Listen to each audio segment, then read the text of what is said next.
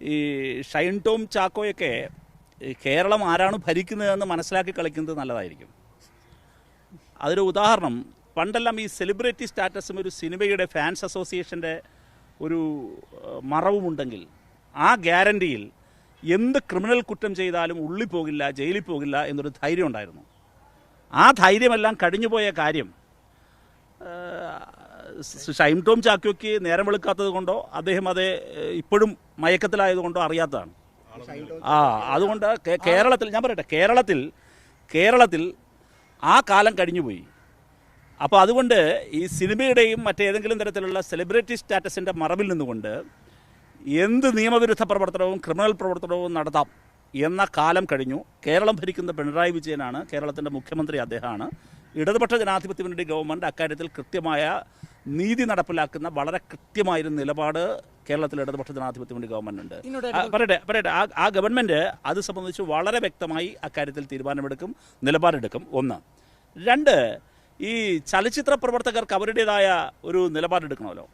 എന്താണ് ചലച്ചിത്ര പ്രവർത്തകരുടെ ഇക്കാര്യത്തിലെ നിലപാട്?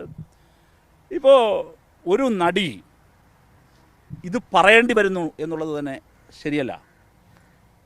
ആ നടിയെ, അവരുടെ ആത്മധൈര്യത്തെ, അവരുടെ ധീരതയെ, അവർക്കെല്ലാ പിന്തുണയും DYFI നൽകുകയാണ്, എല്ലാ പിന്തുണയും നൽകുകയാണ്. പക്ഷേ ഒരു കാര്യം, വിൻസി പറയുന്നവരെ അവർ കാത്തിരിക്കേണ്ടതുണ്ടോ? ഇയാളിത് ഉപയോഗിക്കുമോ ഇല്ലയോ? ഇയാൾ മാത്രമാക്കണ്ട, മലയാള സിനിമ ഇൻഡസ്ട്രിയിൽ ലഹരി ഉപയോഗിക്കുന്നവർ ആരൊക്കെ എന്ന് ഡയറക്ടേഴ്സിന് അറിയില്ലേ? സഹപ്രവർത്തകരായ നടീനടന്മാർക്കറിയില്ലേ? എന്തേ അവരാരും ഇക്കാര്യത്തിൽ മിണ്ടുന്നില്ല? അങ്ങനെയുള്ളവർ നിർമ്മാതാക്കൾക്കറിയില്ലേ? ഇൻഡസ്ട്രിക്ക് അറിയില്ലേ ആരൊക്കെയാണ് ഇത് ഉപയോഗിക്കുന്നതെന്ന്? അപ്പോഴപ്പോഴേ ഏതെങ്കിലും വിക്ടിം എന്ന് പറയണം. ഇല്ലെങ്കിൽ പോലീസ് കയറുമ്പോൾ രാത്രി ഇട്ടിരിക്കുന്ന ഡ്രസ്സ് ഇട്ടുകൊണ്ട് എടുത്തു ചാടി മതിൽ ചാടി ഓടുന്നത് ആളുകൾ കാണണം. അപ്പോൾ നിങ്ങൾ അതാണോ പറയുന്നത്? പിടിക്കാൻ പേടിക്കണ്ട, പിടിച്ചു കഴിയുമ്പോഴേക്ക് പോസിറ്റീവാണെന്ന് പറയില്ല, അതല്ല പ്രശ്നം. നിങ്ങൾ കാണേണ്ടത് ഇത് ഇപ്പോൾ കേരളത്തിൽ രാഷ്ട്രീയത്തിനതീതമായി കേരളത്തിൽ ജനങ്ങളാകെ ഒരു ജനകീയമായ ക്യാമ്പയിൻ, മുഖ്യമന്ത്രി തന്നെ മാധ്യമങ്ങളെ കാണുന്നു, മുഖ്യമന്ത്രി തന്നെ ലീഡ് ചെയ്യുന്ന ഒരു വലിയ പോരാട്ടം നടന്നുകൊണ്ടിരിക്കുന്നു ലഹരിക്കെതിരെ. അത് നീഡ് ഓഫ് ദി അവർ എന്നെല്ലാം പറയുന്ന പോലെ എല്ലാവരും ആഗ്രഹിക്കുന്ന, ആർക്കും അഭിപ്രായത്തില്ലാത്തൊരു പോരാട്ടമാണ്. ആ പോരാട്ടത്തിൽ മലയാള സിനിമ ഇൻഡസ്ട്രിയിലെ പ്രമുഖരുടെ റോൾ എന്താണ്, നിലപാടെന്താണ്? അതാണ് ഞാൻ ചോദിക്കുന്നത്.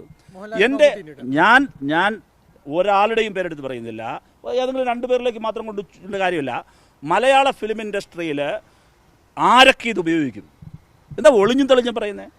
ഇന്നലെ ഒരു നിർമ്മാതാവിൻ്റെ ഒരു കാര്യം ഞാൻ കേട്ടത്, മലയാളത്തിലെ മറ്റൊരു പ്രധാനപ്പെട്ട നടൻ, അയാൾ വളരെ ടാലൻറ്റഡായ നടൻ, പക്ഷേ എന്താണ്, രാത്രി ഇട്ടിട്ടെന്തോ കഞ്ചാവ് ഉപയോഗിച്ചു എന്നാണ്. പുലർച്ചെ 3 മണിക്ക് കഞ്ചാവ് ഉപയോഗിച്ചു എന്നാണ്. അല്ല, ഇവരൊക്കെ കഞ്ചാവ് ഉപയോഗിക്കുന്നവരും ഈ കഞ്ചാവ് മാത്രമല്ലല്ലോ, ഈ പറയുന്ന അപകടകരമായ മറ്റൊട്ടനവധി ലഹരി പദാർത്ഥങ്ങളുടെ പിടിയിലകപ്പെട്ടവർ ആരൊക്കെയാണ് ഇത് ഉപയോഗിക്കുന്നത് എന്ന് ഏറ്റവും അടുത്തറിയാവുന്ന ആളുകളാരാ? മലയാള സിനിമ ഇൻഡസ്ട്രിയിലെ ഡയറക്ടർമാർ, മലയാള ഫിലിം ഇൻഡസ്ട്രിയിലെ നിർമ്മാതാക്കൾ, മലയാള ഫിലിം ഇൻഡസ്ട്രിയിൽ ഇവർക്കൊപ്പം അഭിനയിക്കുന്ന മറ്റ് നടന്മാർ, നടിമാർ. അത് ദുരനുഭവം നേരിട്ട ഒരാൾ വന്ന് പറയുന്നത് വരെ എന്തിനാണ് ഇവർ നിശബ്ദത പാലിക്കുന്നത്?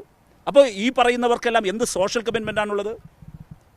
ഇവരെല്ലാം ഇങ്ങനെയുള്ളവരെ ഞങ്ങൾ ഇതിനകത്ത് ഉൾപ്പെടുത്തില്ല, വേണ്ട. മറ്റെല്ലാം എന്തെല്ലാം കാര്യത്തിനാണ് ഇവിടെ വിലക്ക് ഏർപ്പെടുത്തുന്നത്? എന്തെല്ലാം കാര്യത്തിനാണ് അത് ഈ സിനിമാ സംഘടനകൾ വിലക്ക് ഏർപ്പെടുത്തുന്നു? എന്തെല്ലാം കാര്യത്തിന്? ചെറിയ കാര്യത്തിന്, ഈഗോ ക്ലാഷിന് ഒക്കെ നിങ്ങൾ പ്രതിഫലത്തിൻ്റെ കാര്യത്തിൽ അതൊന്നുമല്ലല്ലോ ഇവിടെ ചർച്ച ചെയ്യേണ്ടത്. സമൂഹത്തെ ബാധിക്കുന്ന ഇത്തരം ദുഷ്പ്രവണതകളുണ്ട് എങ്കിൽ, ദുഷ്പ്രവണത എന്നുള്ള വാക്കത് പോരാ, ലഹരി ഉപയോഗിക്കുന്നവർ, ആ ലഹരി ഉപയോഗിക്കുന്ന ഇത്തരത്തിൽ മയക്കുമരുന്നിൻ്റെ അടിമകളായ ആളുകൾ സിനിമ ഇൻഡസ്ട്രിയിലുണ്ടോ? ഉണ്ടെങ്കിൽ അവരെ ഒറ്റപ്പെടുത്തേണ്ട ധാർമ്മികമായ ഉത്തരവാദിത്വം തങ്ങൾക്കുണ്ടെന്ന് പറയാൻ മലയാള സിനിമ ഇൻഡസ്ട്രിക്ക് തയ്യാറാകണം.